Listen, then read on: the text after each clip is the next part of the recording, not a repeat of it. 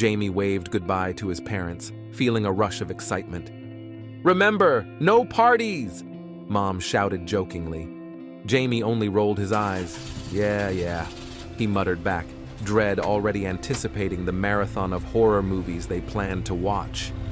As soon as the door slammed shut, the house fell into a different state, a silence that was both peaceful and unsettling. Pushing the restless thoughts away, Jamie headed to the kitchen for popcorn and then settled into the living room. The climax of the first movie was near when Jamie heard it. A quiet thump, as if something had fallen upstairs. Probably a cat, Jamie thought, stopping the movie, but a lump tightened in his stomach. They didn't have a cat. As Jamie stood up, contemplating whether to go check, the light blinked on. A drift of air made the curtains move. And again, silence. The feeling of unease increased, but Jamie forced himself to laugh. Great! The house decides to get creepy as soon as I'm alone. Jamie's heart hammered a little harder as the laughter dissolved into silence. Deciding that ignorance was bliss, he went back to watching the movie, pushing the worry farther away from him. But the stillness didn't linger. The knocking was followed by a series of quiet, shuffling sounds, like the whispering of fabric against carpet. Jamie turned off the sound on the TV, listening, but the sound just as suddenly disappeared, leaving behind only an oppressive silence. With a deep breath, Jamie started the movie again, trying to drown in the fictional world of the screen. But the fiction seemed to seep into reality when the lights started flickering again, this time more aggressively. Frost ran down Jamie's back as the temperature in the room plummeted and breathing became visible in front of them. "These aren't my hallucinations," Jamie whispered to the empty room, a chill of fear mixed with a rush of adrenaline running down his back. The night stretched on, and Jamie's attempts to ignore the growing unease were futile. The sound of dishes falling to the kitchen floor made Jamie flinch. The dim light from the TV cast long shadows, turning familiar furniture into menacing figures. Armed with a flashlight, Jamie headed for the kitchen, where they were hit by the noise of their own heartbeats. Chaos greeted them, broken dishes on the floor, cupboard doors flung open as if after a frantic search. But the TV, turning on by itself and quickly changing channels, pinned Jamie in place. The screen stopped on a noisy channel from which came inaudible whispers of white noise. Jamie realized this was no ordinary breakdown. Not knowing where to run and driven by a desperate need for an explanation, Jamie began a thorough search of the house.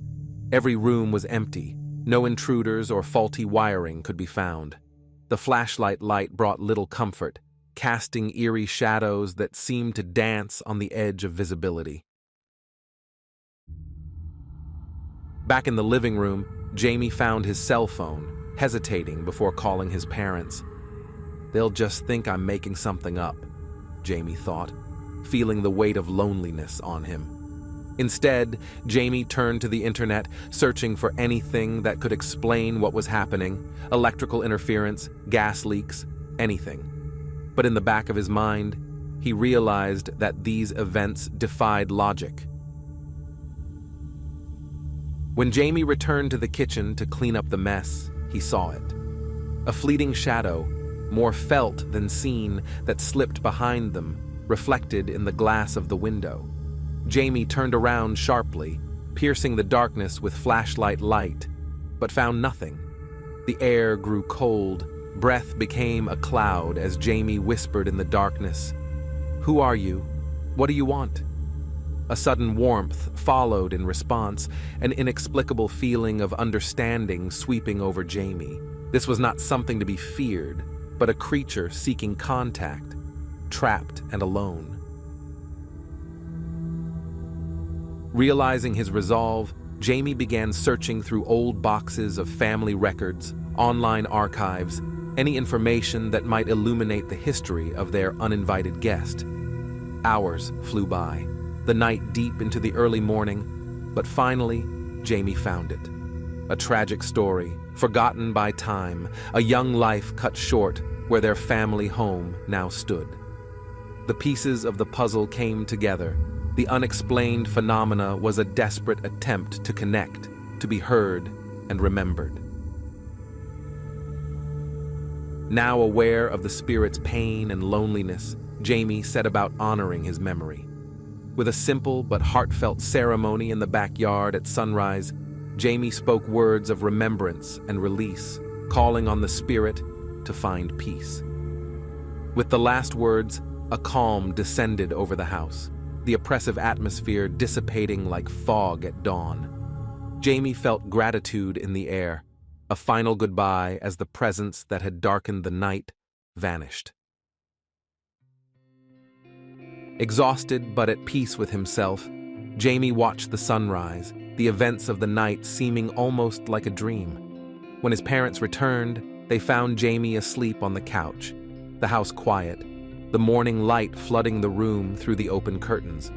Jamie never fully told them what had happened that night, but the experience had changed them. They had faced their fears, uncovered a forgotten history, and helped a lost soul find peace. The house felt different now, not as a place of persecution, but as a home that held the memories of the living and the dead, a reminder of the thin line between worlds.